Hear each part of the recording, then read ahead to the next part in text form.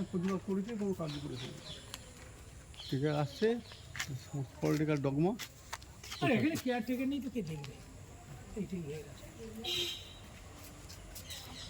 করে রেখেছে যে ৭৭ সাল থেকে, কিন্তু এখনো পর্যন্ত সরকার থেকে কোনো কিছু একটা আমি ওনারাই পেলাম না। হ্যাঁ, হরিমোহন রায়ের মতো লোক বলেছিল যে আগে বাথরুম করে দিয়ে তারপর তুমি দেখতাম পুজো আইন করো। এখানে কেয়ারটেকার রাখার পর যদি এটা করতো তাহলে তখন বলা যেত, নেই যখন কী আজও করাচ্ছে, অনেক দরবার করেছি, টুকরো অনেকবার গেছি। ছাদের চাবি এনেছেন তো? রামমোহন মেমোরিয়ালের গোটা গা কতটা অযত্ন অবহেলা দেখুন।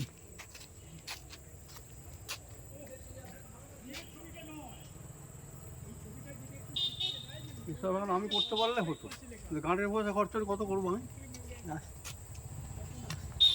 সম্ভব নাকি একটা মানুষের পক্ষে?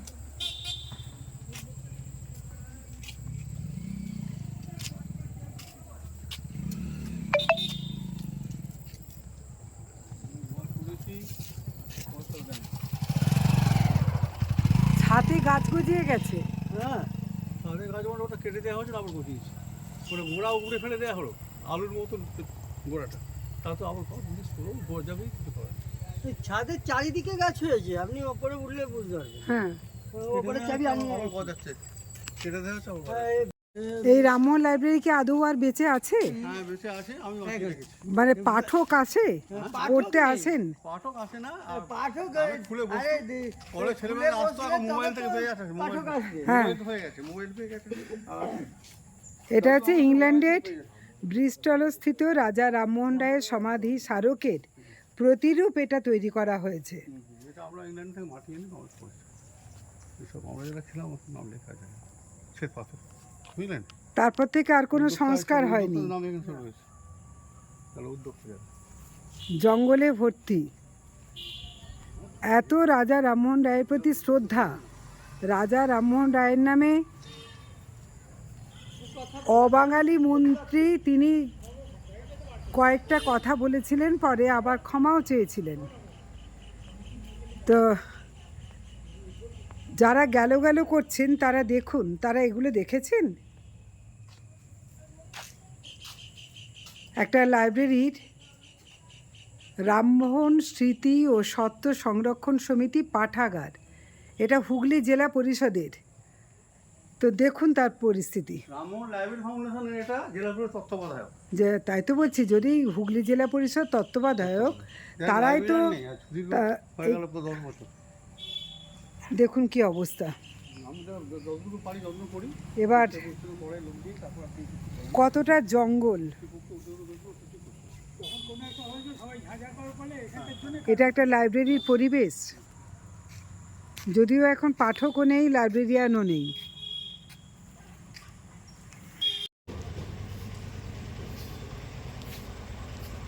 এটা হচ্ছে রাজা রামমোহন রায় স্মৃতি মন্দির।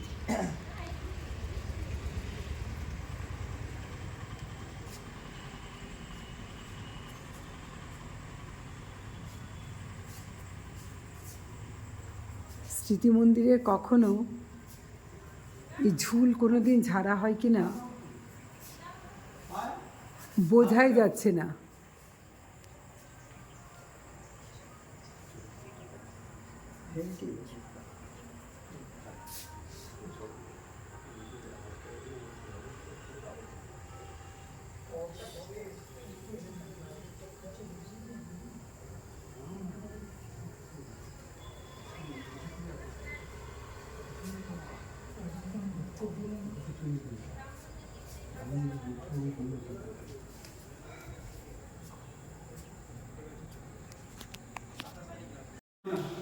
ছাদে ছাদ নষ্ট হয়ে যাচ্ছে। ভেঙে ভেঙে পড়ছে, চারিদিকটা ড্যাম।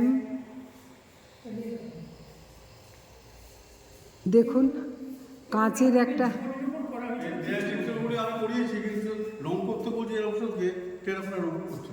মানে রং করতে বললেও করছেন না, মানে এইরকম কতদিন ধরে চলছে? বছর 10 বছর 10 ধরে একসঙ্গে নিজে বছর উদ্যোগ নিয়ে- 10 ধরে। নিজে উদ্যোগ নিয়ে এগুলো করেছিলাম, জীবনের শ্রেষ্ঠ অবদানগুলোকে হ্যাঁ, নিয়ে হ্যাঁ। দেয়াল চিত্রগুলি হ্যাঁ এই সমাজ যেটা দিয়ে গেছেন তার কিছু কিছু অংশ এখানে লেখা আছে সব দেয়াল চিত্রের মধ্যে। হ্যাঁ, খোদিত কিন্তু আছে। সেগুলো তো এতে যে এমনই টেরাকোটা অযত্নে রং- আছে টেরাকোটা রঙে চটে রং চটে যাচ্ছে, যার জন্য দেখতেও পাওয়া যাচ্ছে না। একাধিকবার জেলা সত্যি বড় সত্য আধিকারিকদের কিছুই তাদের টনক নড়ছে না। মানে আপনারা শুধু দরখাস্তই করে যাচ্ছেন। দরখাস্তই করে ওই দিলাম। করবো দেখবো হবে ওই হচ্ছে। তারা যে এত কান্নাকাটি করছেন যে রাজা রামমোহন রায়কে নিয়ে বলার জন্য, এত যে এখানে নেতারা এলেন, এসে কান্নাকাটি করে গেলেন। এমএলএ এমপি অনেকেই এসেছেন, জেলার সভাপতি এসেছেন। হ্যাঁ, তীব্র বিষোদ্গার করে গেলেন। তাহলে বিষোদ্গার যারা করছেন তারা রামমোহনের জন্য তারা কি ভেবেছেন? খানা তারা কি বলবো, সত্যি কথা বলতে তারা রামমোহনকে সামনে রেখে তাদের অন্য নিজেদের রাজনীতি করেছেন। রাজনীতি করে যাচ্ছে। এতটা যেখানে দুরবস্থার মধ্যে এই হলটা পড়ে আছে, যে হলটা কখনো কোনো দিন ঝাঁটা দেওয়া হয় কিনা তাও বোঝা যাচ্ছে না।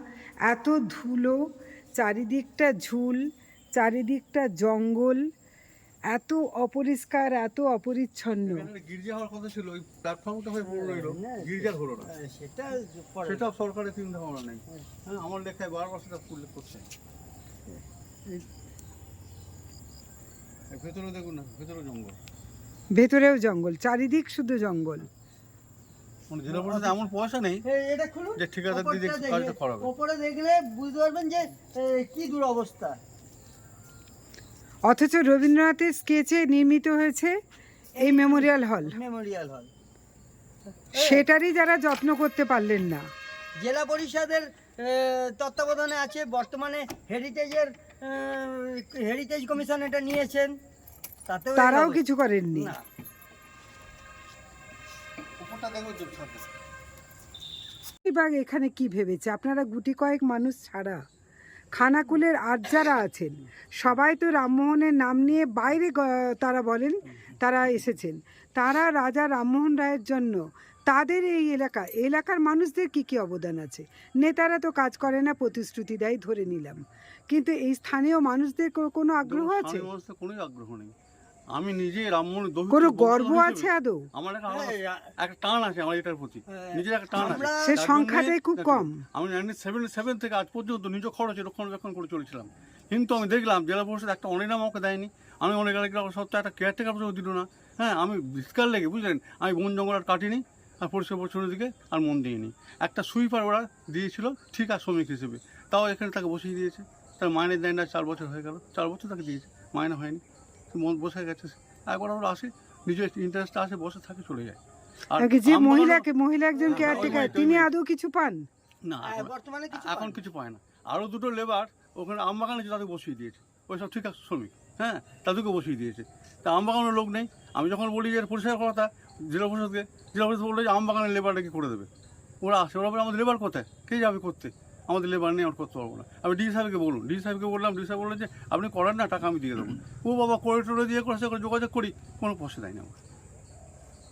কতবার গেছি, মানে কারোর কোনো, সেই দিয়ে ট্রান্সফার হয়ে গেছে। তার মানে সরকার তো হচ্ছে এক প্রকার জনপ্রতিনিধি। হ্যাঁ। তারা হ্যাঁ। তো তারা তো আমাদের মানে এই যে ঐতিহ্য, রাজা রামমোহন রায় যিনি বিশ্বের ঐতিহ্য, হ্যাঁ, তো এইরকম একজন ব্যক্তিত্বপূর্ণ মানে যিনি রাজা রামমোহন রায়, তাকে নিয়ে ভাববে তো সরকার আগে, তো ভাবনা আছে। অথচ সরকারের কোনো অবদানই নেই, শুধু রং পাল্টে দিদি দিয়েছিলেন। বললেন কি, একজন 85 বছরের বৃদ্ধের সঙ্গে 13 বছরের মেয়ে বিয়ে রদ করেছিলেন বিদ্যাসাগর, কিন্তু বহু কথা রামমোহন রদ করেছিলেন। সেটাই তো, অথচ খোদ মুখ্যমন্ত্রী ভুল তথ্য জনগণের সামনে আজকে রাখলেন, কোথায় আপনার মধ্যপ্রদেশে উচ্চশিক্ষামন্ত্রী বলে ফেলেছেন যে এবং তিনি সাথে সাথে ক্ষমাও চেয়েছেন। তা সেই নিয়ে হয়ে শুরু হয়ে গেল চারিদিকে। হ্যাঁ, অথচ এই এলাকার মানুষরা যারা এসে হ্যাঁ। এই ঘটনার পর হ্যাঁ। এই জায়গায় এসে তারা বিষোদ্গার করলেন বিজেপির সম্বন্ধে, অথচ তারা নিজেরা একবারও ঘুরে দেখলেন না তারা কি করেছেন। এটাকে একটা পলিটিক্যাল ইস্যু করে ফেলে এবার সব মানুষের কাছে করা যে বিদেশে আমাদের দেশের মনীষীদের অপমান করছে হিন্দিভাষী মানুষরা। হ্যাঁ, এই সমস্ত শুরু হয়ে গেল। তা ডেভেলপমেন্টের দিকে লক্ষ্য রাখো, তার সেটার দিকে আগাও, সরকারকে অবহিত করো, কাজকর্ম করতে হবে। তার উন্নয়নের জন্য আমরা কি করতে হবে। তাকে একটা জানাতে রেল লাইনের পেরেছি দরকার। যে রামমোহন যে কি যে রেল ভারতবাসী লাইনটা সকলকে কি জানাতে পেরেছি? যে রেল জানাতে লাইনটা এখনো হওয়ার কথা পারিনি। না সেরকম কোনো কর্মকাণ্ডও নেই, কর্মকাণ্ড মেলাটাও বন্ধ হয়ে গেল। মেলা বন্ধ হওয়ার কারণ হচ্ছে নিজেদের মধ্যে গোষ্ঠীদ্বন্দ্ব বন্ধ হয়ে গেল। মেলা কমিটিতে আমিও ছিলাম, নিজেদের মধ্যে গোষ্ঠীদ্বন্দ্ব হয়ে মারপিট হয়ে মেলা বন্ধ। কি অপরাধ? প্রধানকে চিঠি দিয়ে আমন্ত্রণ জানানো হয়নি কেন? প্রধান সেই ক্ষোভেতে লোকজন নিয়ে রামমোহনের আমবাগানে মারপিট শুরু করলো। আমরা প্রাণ বাঁচে দৌড়ে পালিয়ে এলাম, এমনই অবস্থা। তারপর থেকে মেলা বন্ধ হয়ে গেল। এই মেলার জন্য আমরা ওই যারা এসেছিলেন এর আগে অবস্থান করতে ওদের বলেছি, আমরা বলে ঠিক আছে এসডিও সাহেবকে বলবো, আপনাদেরও ডাকবো, একটা মিটিং করবো, করে যাতে মেলা শুরু করে যায় তার ব্যবস্থা করবো। মেলাতে 1 লক্ষ টাকা জেলা পরিষদ দেয়, বাদাবাকি টাকা কালেকশনের উপরে করতে হয়, বুঝলেন? এটা খাটতে হয়, পরিশ্রম করতে হয়। বাইরে থেকেও কালেকশন নিয়ে আসতো, এরা সব নিয়ে এসে করতো মেলা কর্তৃপক্ষ, কিন্তু সব বন্ধ হয়ে গেল এই কারণে নিজেদের মধ্যে গোষ্ঠীদ্বন্দ্ব। কী বলবো বলুন, এই অবস্থা। আজ রাজনৈতিক ফায়দা লোটার জন্য সব রাজনৈতিক দল এসে উপর হয়ে পড়ছে। কে গঙ্গা জল ছেড়েছে আমার প্রতিনিধি, হ্যাঁ, কে হচ্ছে অবস্থান করছে, এ সমস্ত করছে। আর সেই মনুষ্যের স্মৃতি রক্ষার জন্য তোমরা কী করছো, কী ভাবনা চিন্তা করছো? সে সরকারের কাছে তুলে ধরো, সেন্ট্রাল গভর্নমেন্ট, স্টেট গভর্নমেন্ট। আমি তো অনেক চিঠি করছি সেন্ট্রাল গভর্নমেন্ট, আমার কাগজ কলম খরচা হচ্ছে, রেজিস্ট্রি করে করে আমার শুধু টাকা চলে যাচ্ছে, হ্যাঁ, কোনো কিছু উন্নয়নের কাজ নেই। একটা গেস্ট হাউস হয় মাপজোক হয়ে গেল, হয়ে যাওয়ার পর গেস্ট হাউসে পর্যটন কেন্দ্র হিসেবে হ্যাঁ একে খানাকুলে একটা জায়গা পেতে পারতো। আর ইউরোপ থেকে মানুষরা আছেন, তারা গেস্ট হাউস খুঁজে জানেন, আমাকে বলে, আমি তাদেরকে এটা বলি, লজ্জা। হ্যাঁ, এটা লজ্জা লাগে, আমাদের নিজস্ব লজ্জা লাগে। আমাদের এখানে আমি এই যে লতা পাতা যে জঙ্গল হয়ে গেছে, এই নিয়ে গত 15 দিন আগে আমাদের পুরসুরার বিধায়ক বিমানবাবুকে বললাম। বিমানবাবু বললেন আচ্ছা কাটিয়ে দেওয়া হবে, দেখছি বলেননি, কাটিয়ে দেওয়া হবে। প্রধান সাহেবকে প্রধান ম্যাডামকে বললেন এই ওইগুলো কাটিয়ে দেওয়ার ব্যবস্থা করো, এইটুকুনি বললেন। আজ 15 দিন হয়ে গেল, ওই ওখানেই শেষ। ওখানেই শেষ। তিনিও বিমান ঘোষ একবারও দেখলেন না, তিনি যেটা বলেছেন সেটা কাজে হলো কিনা না সেটাও দেখেননি। আবার গতকাল উনি প্রতিবাদ সভার প্রতিবাদ করতে এসেছেন, ছিলেন, তখনও আমি তাকে রিমাইন্ড করলাম, তখন যেন শুনতে পাইনি, এইভাবেই চলে গেল। সব রাজনৈতিক দলই একই ব্যাপার, সবাই আছে রাজনীতি করতে। গঙ্গা জল ছিটিয়ে ভুলে গেলেন সব ওনারা তো নেতারা, পবিত্র করে। এমএলএ এমএলএ যারা এসেছিলেন, হ্যাঁ, পুরসুরা বা আমাদের খানাকুলের, যে রামমোহন নামে রেল লাইনের জন্য আমরা সেন্ট্রাল গভর্নমেন্ট প্রস্তাব পাঠিয়েছি, রেল লাইন হবে। অথচ রামমোহন ভারতবর্ষের মধ্যে প্রথম ভারতবর্ষের রেলের যাত্রী। সুন্দর পুলিশটাকে আমি স্বাগত জানাই, সুন্দর চেষ্টা করছি, সত্যি চেষ্টা করছি রেল লাইনটা করার জন্য, কিন্তু সে সব ফলপ্রসূ হচ্ছে না। হ্যাঁ, কী কারণ হচ্ছে না জানি না, কিন্তু সুশান্তবাবু সত্যিকার চেষ্টা করছেন, বিমানদাও বলেছেন, এটাও শুনেছি, হ্যাঁ, পার্লামেন্টে। কিন্তু আমাদের তারকেশ্বর থেকে বিষ্ণুপুর যে রেলপথ, সেই রেলপথে কিন্তু যে প্রথম যে ম্যাপটা, সেই ম্যাপটা দিয়ে কিন্তু খানাকুল অন্তর্ভুক্ত ছিল। সাঁতরাগাছি বিষ্ণুর ফায়ার এটা অনেক পূর্বকাল থেকে হয়ে আসছে, 1902 সালে, মানে ম্যাপ অলরেডি হয়ে আছে। 1926 সালে এখানে বঙ্গীয় সাহিত্য সম্মেলন হয়। স্যার দেবনাথ বললেন আমি হতাশ যে রামমোহন নামে রেল লাইন রাজধানীর মধ্যে নিয়ে যেতে পারলাম না। খরস্বাস্থ্য ওখানে উপস্থিত ছিলেন, তখন এসেছিলেন বঙ্গীয় সাহিত্য সম্মেলন। তাই সব বড় বড় মনীষী, স্যার ভূপেন্দ্রনাথ বসু, তার মানে যারা খানাকুলের বাইরে যে সমস্ত মনীষীরা আসছেন তারা লজ্জা পাচ্ছেন। খানাকুল ফ্যামিলি, আচ্ছা যাই হোক, আমি বলুন সম্ভবত তা ওই তখন ওনার এটা নলেজে এলো এবং একটি কন্ট্রাক্টরকে লাগিয়ে দিয়েছিল অলরেডি, কন্ট্রাক্টর কাজ করছিল, তা কন্ট্রাক্টরকে টাকা কে দেবে তার নাম নেই। তা তখন কন্ট্রাক্টর বললো তাহলে আমি এটাকে নিলামে ডেকে দেবো, নিলামে ডেকে আমার কত 4000 টাকা পাওনা, আমি 4000 নেবো, বাকিটা এখানে ফেলে দিয়ে চলে যাব। তখন যতীনবাবুর এক বন্ধু ছিলেন শ্রীরামপুরে, চাত্রা শ্রীরামপুর, কলকাতা শ্রীরামপুর যেটা আমরা বলি, চাত্রা শ্রীরামপুরে, ওনাকে যে ধরলেন যে ভাই 4000 টাকা দে না, আমি তোকে পরে মানে ধার শোধ করে দেব, না হলে একটা এত বড় জাতীয় সম্পত্তি বেহাত হয়ে যাবে, ব্যক্তির হাতে চলে যাবে। তা উনি নিয়ে সেইটি ওই কন্ট্রাক্টরকে পেমেন্ট করলেন। তারপর থেকে তাহলে আর ওনার কেউ নেই, তারপরে ওনার হয়ে গেলেন ওই যতীনবাবু, যতীন বোস। তা উনি তখন দেখলেন যে আমি যদি মারা যাই, আমার মতন সমমনস্ক মানুষ, আমার ছেলেরা বা কেউ এটাকে মেনটেন করবে এমন নয়। তখন উনি রাজ্য সরকারকে অ্যাপিল করলেন যে এটা আপনারা টেক আপ করুন। তখন রাজ্য সরকার এটাকে জেলা পরিষদের কাছে হ্যান্ড ওভার করলো, সেই থেকে জেলা পরিষদের তত্ত্বাবধান করছে। কিন্তু তখন ওইখানে একটা শর্ত রইল যে রাধানগর পল্লী সমিতির যে সেক্রেটারি হবে সে পদাধিকার বলে কিন্তু এই কমিটির একজন মেম্বার হবে, কিন্তু ওরা সেটা মেনটেন করছে না। এবং এইটা মেনটেন করতে যেয়ে এই আমাদের স্থানীয় লোকেদের, আপনি যে বলছিলেন স্থানীয় লোকেদের উৎসাহে আমরা বাস চালু করলাম, আমরা এই বিল্ডিংটাকে নিয়ে চালু করলাম, করে আমরা হেরিটেজের জন্য লেখালেখি করলাম। 100 বছর হয়ে গেল, 101 হলো, 2 হলো, এই করে করে করে করে 250 বছরে এলো। 250 বছরে সরকারের টনক নড়লো এইটাকে। 119 বছর বিল্ডিংটা হওয়ার 119 বছর পর এটা গভর্নমেন্ট টেক আপ করেছে, হেরিটেজ হেরিটেজ ডিক্লেয়ার করলো। এবং তারপরে কি দেখা গেল যে আমরা যে এত উৎসাহ দেখালাম, আমরা যে এত প্ল্যান প্রোগ্রাম করলাম, আমাদের সঙ্গে ওরা জয়েন্ট কোলাবোরেশন করতে গেল, কিন্তু করতে যেয়ে দেখলে যে নিজেদের আখেরে লস হবে, সেই জন্য পুরো আমাদেরকে সাইড করে দিয়ে পুরো রাজনীতি যে বর্তমান সরকার তারা পুরো ক্ষমতাটা কুক্ষিগত করলো। কিন্তু ক্ষমতা কুক্ষিগত করুক, তাতে সমস্যা নেই। ক্ষমতার বলে এইটার উন্নয়ন করলেই তো বিষয়টা মিটে যেত। সে তো বটেই। হ্যাঁ। এই উন্নয়নের জন্য দেখুন এই যে এত লেখা কত উন্নয়ন আমরা করছি, এই চেষ্টা করছি, কিন্তু কাজে কিছু হচ্ছে না। রাধানগর পল্লী সমিতি লেখা রয়েছে। রামমোহন কেন্দ্রিক স্থাপত্যই বলি, অভিষেক বন্দ্যোপাধ্যায়কে দিয়েছিলেন। হ্যাঁ, এখন এসেছিলেন রামমোহন কেন্দ্রিক নবজোয়ার কোনো কর্মসূচিতে আমার সঙ্গে অনেকক্ষণ সময় দিয়েছিলেন, অনেক বলুন। হ্যাঁ, রামমোহন কেন্দ্রিক কোনো স্থাপত্যই বলি যেটা আমাদের স্মরণীয় হয়ে রয়েছে দুইটি জায়গা, রাজা রামমোহন রায়ের বসতবাড়ি প্রাঙ্গণ যেখানে আমরা আমবাগান নামে জানি, আর এই রাজা রামমোহন রায়ের মেমোরিয়াল যেটা আমরা বহুদিন থেকে ছোটবেলা থেকে যেটা শুনে আসছি, রবীন্দ্রনাথ ঠাকুরের ডিজাইন করা, তার নাতনি এটাকে কনস্ট্রাকশনের জন্য এগিয়েছেন, তারপরে বিভিন্ন রকমভাবে সে কাজটা সম্পাদিত হয়েছে। দুটো বিষয়, একটা হচ্ছে তার সেই সংস্কৃতিকে রক্ষা করা, তার রামমোহন রায়ের স্মৃতিবিজড়িত জায়গাগুলোকে রক্ষা করা, আর রামমোহন রায় যে ছিলেন, রাজা রামমোহন রায়ের যে ভাবনা চিন্তা, তার যে আদর্শ, সেই আদর্শ যেটা কথায় আছে না যে প্রদীপের নিচে অন্ধকার, তো আমরা যদি তার মায়েদের জন্য যে তার চিন্তা ভাবনা, তার সংস্কৃতিতে, তার শিক্ষায়, তার সাহিত্যের যে অবদান, গদ্য সাহিত্যে আমাদের জনক রাজা রামমোহন রায়, তো সেই চর্চার প্রাণকেন্দ্র আমরা গড়ে তুলতে পারি রাধানগরকে বা এই মেমোরিয়ালকে। সেরূপ যদি সংস্কৃতি মনস্ক কোনো উদ্যোগ বা ভূমিকা আমরা সরকারভাবে এবং সবাই মিলে আমরা গড়ে তুলতে পারি, সেটাই আমাদের আসল অঞ্জলি দেওয়া হবে রাজা রামমোহন রায়ের প্রতি, এইটাই আমাদের দৃঢ় বিশ্বাস। আগামী দিনে আমরা স্থানীয়ভাবে অনেকে অনেক রকমভাবে উদ্যোগী, রাধানগর পল্লী সমিতি আছে বা অন্যান্য অর্গানাইজেশন, তারা নিজস্ব ক্ষমতায় রাজা রামমোহন রায়কে পূজা করে, কৃতজ্ঞতা জানায়, তাকে স্মরণ করে এবং সেই চর্চাটা যাতে আগামী প্রজন্ম পায় তার ব্যবস্থা রাখে।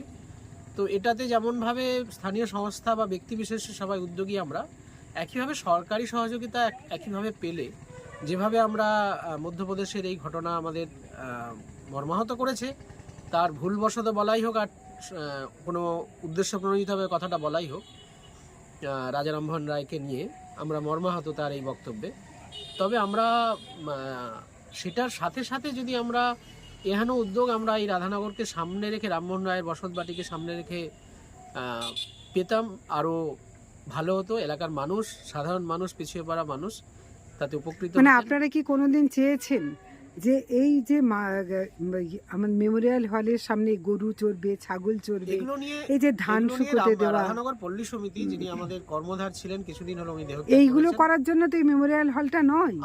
আমরা এগুলো নিয়ে রাধানগর পল্লী সমিতির তত্ত্বাবধানে এই ধরনের বহু রকম ভাবে আমরা প্রোটেস্ট বা অফিসিয়ালি চিঠি, তার তথ্য এখনো আমাদের রাধানগর পল্লী সমিতিতে রয়েছে, সমস্ত লেটার। না, আপনারা কি হুগলি জেলা পরিষদ না, এই এত জঙ্গল কেন হবে? হুগলি জেলা পরিষদ করছেটা কি? এরকম পরিস্থিতি হয়েছে সেগুলো আমাদের এই রাধানগর পল্লী সমিতি 100 বছরের পুরনো একটি এনজিও সংস্থা, সেই পল্লী সমিতির তত্ত্বাবধানে।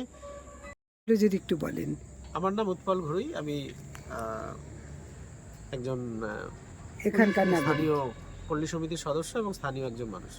আপনি? আমি নবকুমার পাঠক, আমি রাধানগরের অধিবাসী এবং পল্লী সমিতির মেম্বার।